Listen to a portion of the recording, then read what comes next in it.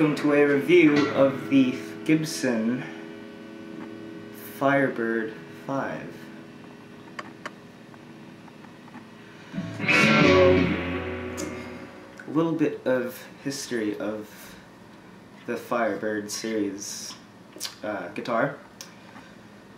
The Firebird was initially created in the 1960s, in 1963 I believe it is, as their different shaped guitars, because this body shape came out alongside the Flying V and Explorer as their, I guess, new shapes. So that's that. Another good shot. So the reason why they call the Firebird reverse is because the guitar basically looked like it was made upside down. In the 60s, most guitars of this nature had the larger horn being on the top like so, and the Fender-esque style headstock being like this, and Gibson decided to reverse it. So starting from the headstock, we have a truss rod cover with the Gibson logo in gold. These tuners actually are banjo tuners. Not too sure why they chose the Firebird to go with these heavy things.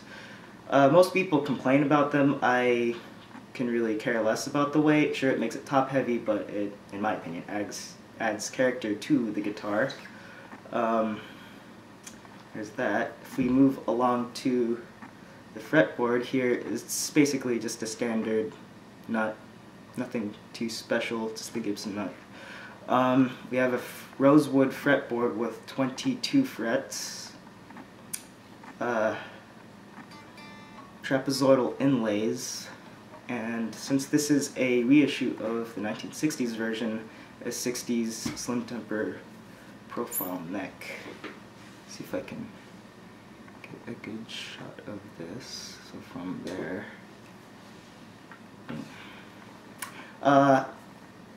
most Gibson Firebird 5s have a thicker temper neck, more comparable to the Les Pauls, the 50s Les Paul reissue, or some of the standards have a thicker baseball bat style, really round neck. So what the Firebird 5 normal neck would be that, except a little shaven down. So it's basically a hybrid. So I've heard it's a good shape, it's very comfortable, but it's also wide. So yeah. Moving down, we have a 3-way toggle switch right here. We also have the Gibson Firebird logo. We have two 300K pinchometers for the volume and two 500K pots for the tone. Standard input jack. The bridge is a standard tune-o-matic bridge, and it comes with a standard stock Gibson tailpiece.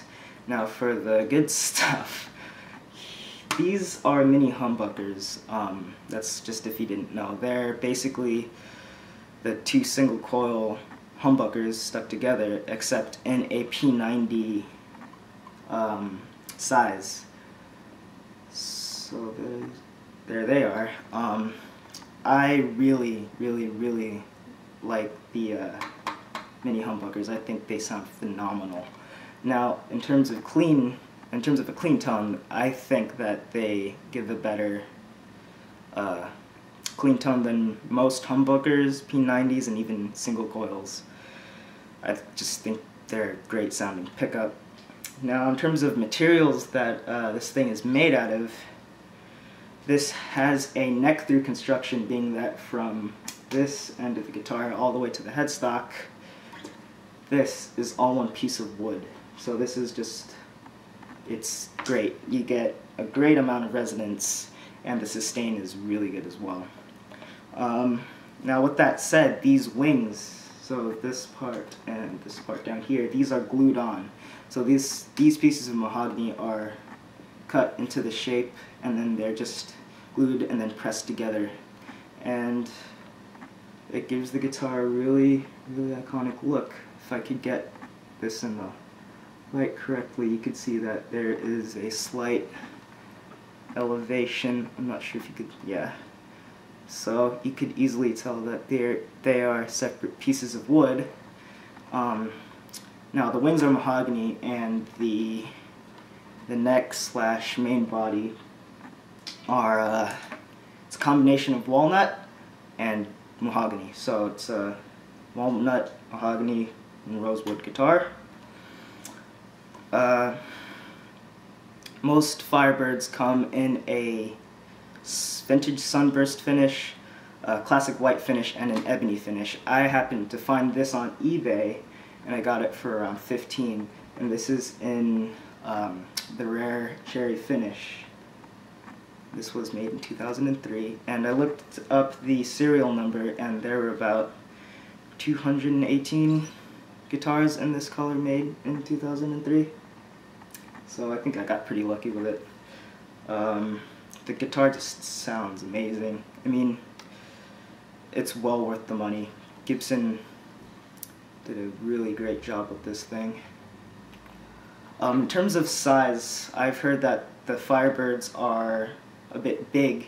Now they are bigger than the Les Paul, but they're not too bigger, in the sense that I'm a below average size dude, and I'm like 5'5", 5'6", and the guitar just fits me like a glove if I were to stand up. So it's a really good shape and size. It does not look too big on me whatsoever, at least in my opinion. So yeah, it's a really nice size, and it's a really nice tone, really nice construction. Just overall, I'd give this thing 6 out of 5 even. I mean, it's just a great guitar. Here, once again, it's a good shot of it. I'll have more tone demos and stuff up on my channel as I go along and find other backing tracks to play along with. If you have any good backing tracks, then by all means post it in the comments below. But as of now, that's all.